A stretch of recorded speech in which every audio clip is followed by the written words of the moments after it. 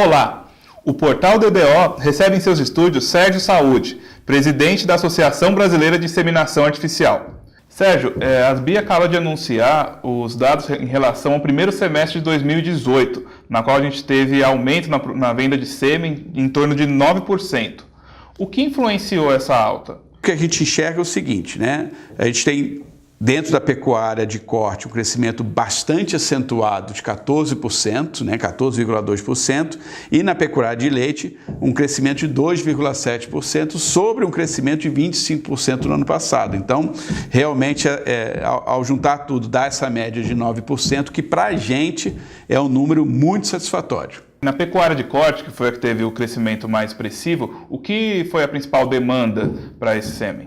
Bom, a gente teve aí primeiro, logicamente, quando você faz um corte assim só do primeiro semestre, né, você tem que olhar o comparativo que é o primeiro semestre do ano anterior, que no caso 2017.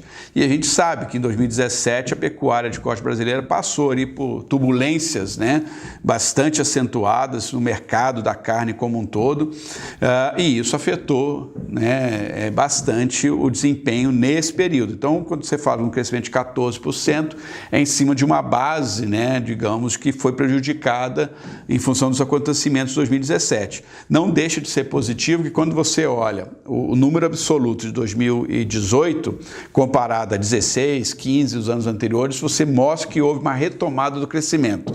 Ou seja, a gente vinha, né, o corte vinha de crescimento constante, né, nos últimos 5 anos. 2017 deu uma barrigada, mas agora 2018 está mostrando que vai recuperar bastante.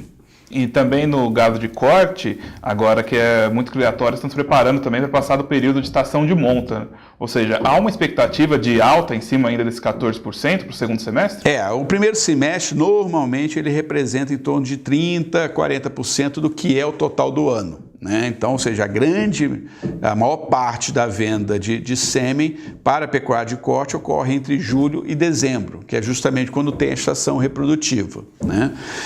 Então, a expectativa, logicamente, é positiva, a gente espera que se mantenha esse crescimento. Né? A nossa expectativa no início do ano era de um crescimento entre 10% e 12%. Então, com esses 14% que estão aí, a gente já está muito satisfeito, esperamos realmente que continue assim. E nas raças de leite, qual é a expectativa para o segundo semestre? No leite também foi um resultado extremamente positivo quando a gente compara com 2017, né? Novamente falando, teve um crescimento de 25% sobre a base de 2016 e agora um crescimento de 2,7% sobre esses 25%. Então, o que demonstra que há também um crescimento, né, constante, que é muito positivo, né? É um sinal de recuperação do setor. A gente sabe que o setor de leite ele oscila bem mais que o de corte, né? Ou seja, você pode ter variações de um mês para outro em termos de preço, né, ao produtor, mas que esse primeiro semestre mostrou uma estabilidade maior de preços, né? Então a gente espera que agora para o segundo semestre, né, normalmente você tem uma alta em função do período de seca, né, que é agora, e depois quando chega as águas cai um pouquinho, né, a produção de leite aumenta e cai um pouco o preço. Então isso pode ser que a gente entenda que essas oscilações vão ocorrer, mas há uma expectativa positiva também de fechar o ano em crescimento na pecuária leiteira.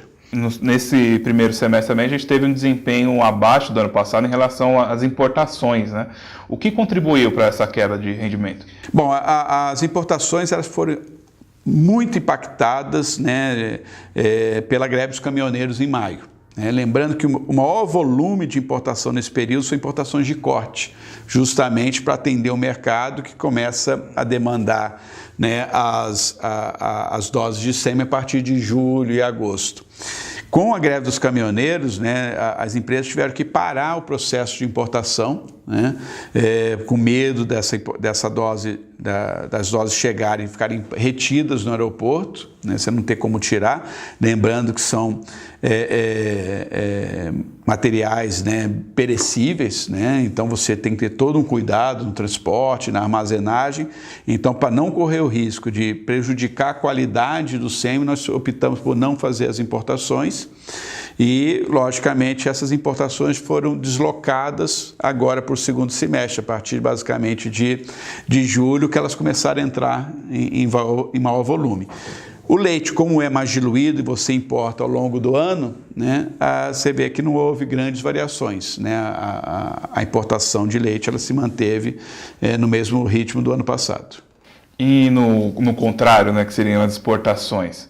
Exportações também tiveram um pequeno impacto. Também a gente pode atribuir um pouco à greve dos caminhoneiros, mas principalmente exportação, a gente tem um caráter que você não consegue realmente prever quando ela exatamente vai ocorrer, né? Então, outra vez você programa. Ano passado, por exemplo, a gente teve um volume muito grande de exportações no primeiro semestre de corte, principalmente para Bolívia e Paraguai. Esse ano, né, as exportações correram mais em julho e agosto, né? Então, esse deslocamento no tempo pode variar. Então, quando a gente realmente vai fazer o comparativo, no caso de exportação, a gente tem que olhar o ano fechado, né? A análise do ano fechado ela é mais, digamos assim, completa, né, do que simplesmente fazer um olhar sobre um semestre.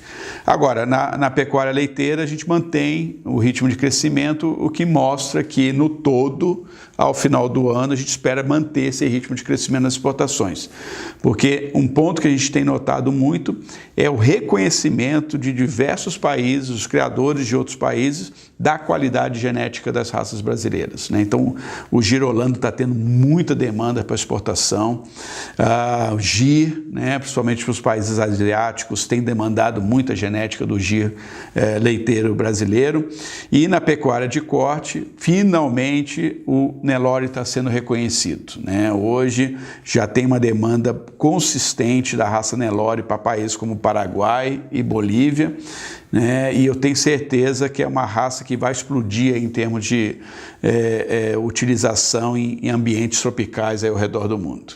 Ainda nas raças de corte, no começo do ano nós tivemos 2 touros nacionais ganhando o título de melhor do mundo, né? Um touro Braford e um touro Brahma. Após isso, houve uma diferença na demanda nas raças de corte? Isso que você está falando, só comprova o que eu comentei, né? Como que o criador brasileiro sabe trabalhar bem com genética, sabe trabalhar bem com a seleção, né, genética, e pegar 2 raças que teoricamente não são originárias, né, do Brasil, assim, não tem muito tempo de seleção no Brasil, e você já fazer touros que são reconhecidos internacionalmente, isso mostra o quanto que o criador brasileiro sabe trabalhar bem com cruzamento, né, com seleção genética, né, seja para fins de cruzamento industrial ou para uso na própria raça.